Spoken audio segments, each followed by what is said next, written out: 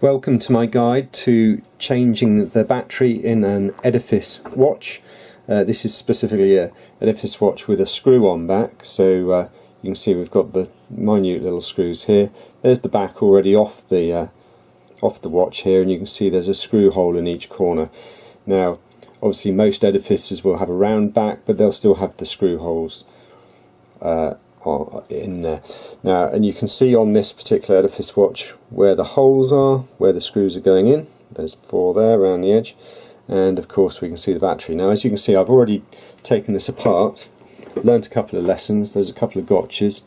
You want to get this right. Now this particular Edifice watch is the extremely rare EFD-1000, EFD-1000, and it's one of the very few digital only Edifice watches. It's got a inverted LCD screen where what's normally black is white and what's normally white is black. You can see that in the shots I'm putting in here. So what I would recommend, the first step to doing this is undo the buckle. Now to undo the buckle on this one, you actually have to remove one of the pins that are you'd normally only ever take out for adding or removing links from the strap to make it longer. Now what you need to be doing there, you see there's arrows here. You need to be poking your pin in there, or if it was this link, you'd be poking your pin in at that point. There's a little hole on the side, like on these sides. You can see the little hole, but you need to be pushing out in the direction of the arrows.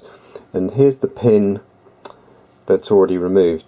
At this end of the pin here, there's a little split there, so the pin is actually slightly wider at that end, which is why it has to come out that way and go back in that way, because you won't be able to do it the other way. So make sure you stick to those arrow directions. Now the reason why I've opened the strap out like that is because it gets very fiddly with the little screws and this back and the seal. Now when you've opened the watch, the next step, you'll see there's a sticker on here. Now, that's quite a common sticker on there, and it contains instructions on how to reactivate the watch with the new battery in. Right, okay, so you'll see the shape at the bottom there. There's a little notch out of the bottom, and I'm just going to show you in there. You need to get a pin into.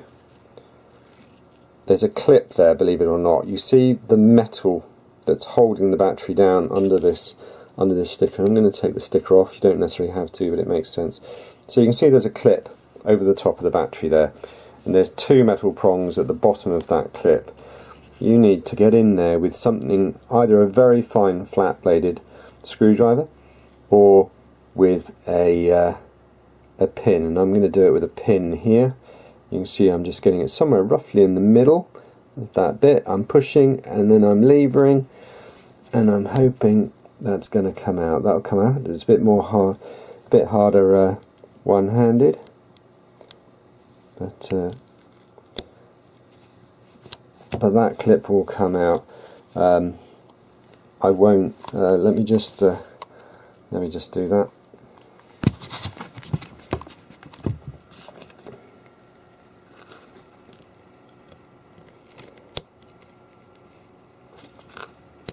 There we go.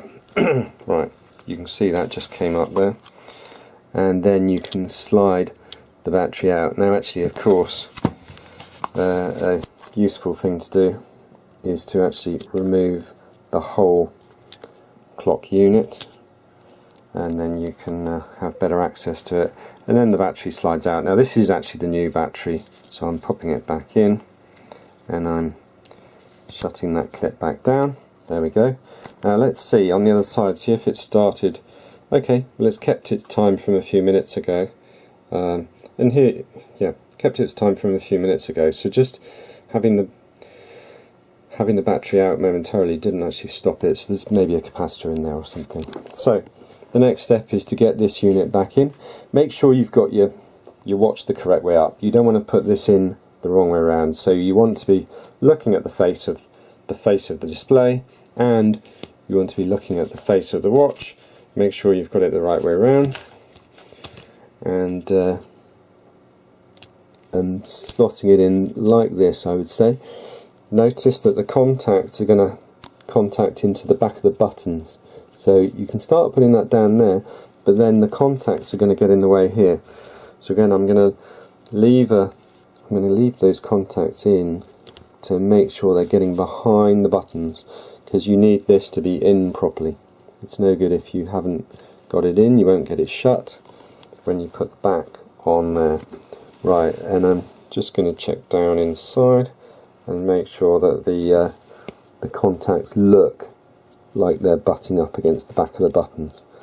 That contact doesn't quite feel down in, so just another little go, and pop that in. Yeah, there we go, lovely. So you just had to push the contact back out of the way of the button and then push the unit down. Right, okay, next step in reassembly is to pop this back in. Obviously this is a square one. Most edifices will have a round seal. You may have wanted to have just clean off any gunge that's got into that rim, which would have been just underneath there, because you need it to seal properly.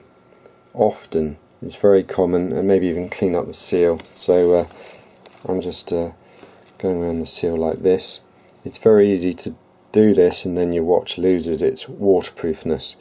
I had that problem with a watch I'd had from my teenage years, so back in the probably about 84 I bought the watch, and then in 2007 I was on holiday in Italy at the Monza Formula 1 track, camping, and I had a shower and I stupidly still had the watch on, and it ruined the innards. In that case I was able to replace the innards with the innards out of a newer G-Shock, and it pretty much worked fine. It lined up with the buttons. Obviously the face wasn't quite the same as it was, but it was better than losing the watch entirely.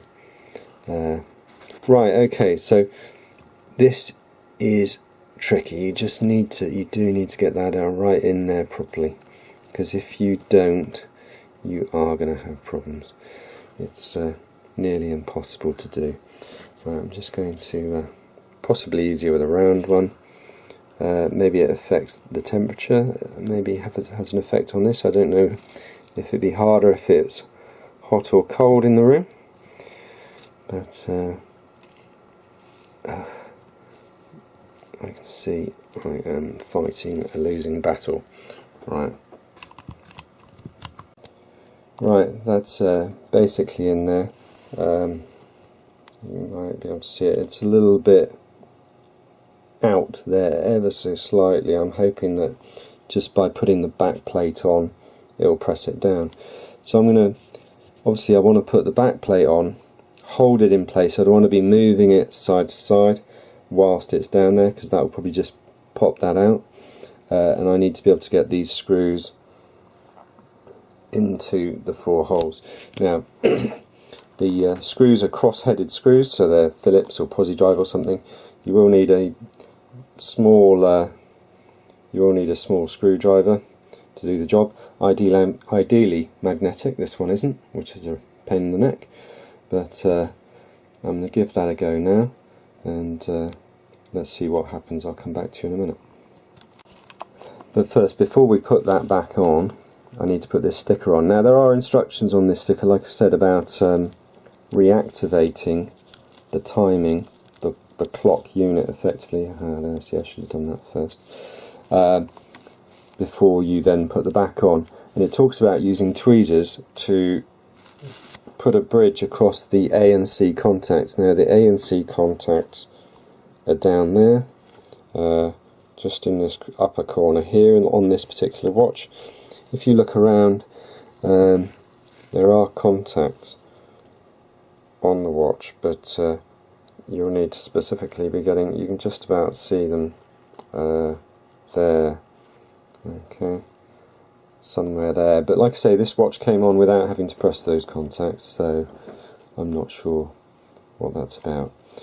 Okay, Right, I've secured 2 of the screws now, and it's worth doing diagonally opposites, but once you've held this into place, you feel it pop down a little bit as if it was fitting into a particular spot on the watch, and then while still holding it down, I put that screw in. Now, to make sure I've got the screw centrally and it's not cross-threaded, I tended to try screwing in a little bit. If I felt any resistance, screw it back out, screw it in, screw it back out, until I felt happy it was going in nice and easily, and then I immediately went to the diagonally opposite corner there and screwed that one in too. So now I just need to do the final 2 screws, but let's just look at the fit before I put the extra screws in. Okay, that gap, I'm happy with that gap there, and looking at the other side, I'm happy with that gap there. That's spot on. So I'm just going to put the other screws in now. Right, okay, I've got all 4 screws in there now.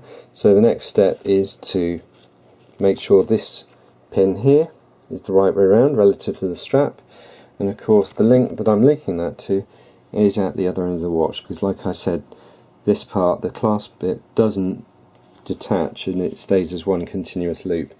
So you see you've still got the arrows on this one as well, because that's an unlinkable link, and I'm going to pop that there, and then I'm going to pop that around like that, and I'm going to make sure that I feed that pin there into that hole. So I can do that with my fingers. To remove it, I had to use a pin to push it through in the other direction to what I'm going in, so I'm going to be going in this direction like that. Okay, right, so that pin's nearly all the way in, and you can see I'm putting it in the reverse direction to the arrows, and I'm just going to push that with my thumb. I'm going to make sure it's all the way in. Now it's fairly flush there, but it's not as far in as the other ones, so I'm just going to finish that off with using the pin I've got here, which actually is out of my Victorinox Swiss card, link below. If you want to buy them, I find them extremely useful to have on me at all times. When I say all times, obviously you don't want to be on a plane with one, because it does have a knife, or in your country's government buildings necessarily. Anyway, I've popped that all the way back in. Let's just turn the watch over to see how we're doing. Right, okay, clearly I'm going to have to adjust the time because it's showing there the 1st of the 1st. But if your battery hadn't run out and you switched it really quickly, you might not have that problem. Okay, now an interesting thing, this watch, this is the only, I bought this from an advert on eBay, and it was the only one of this watch I've ever seen. I've seen this watch available with a resin strap, a pale coloured resin strap. Obviously that doesn't have quite the same impact. It's quite a hefty watch. It's got protective ridges here for the glass, but it's a very rare thing. I don't know if Edifice will ever do a purely digital watch ever again. Anyway, thanks for watching the video. Do comment below.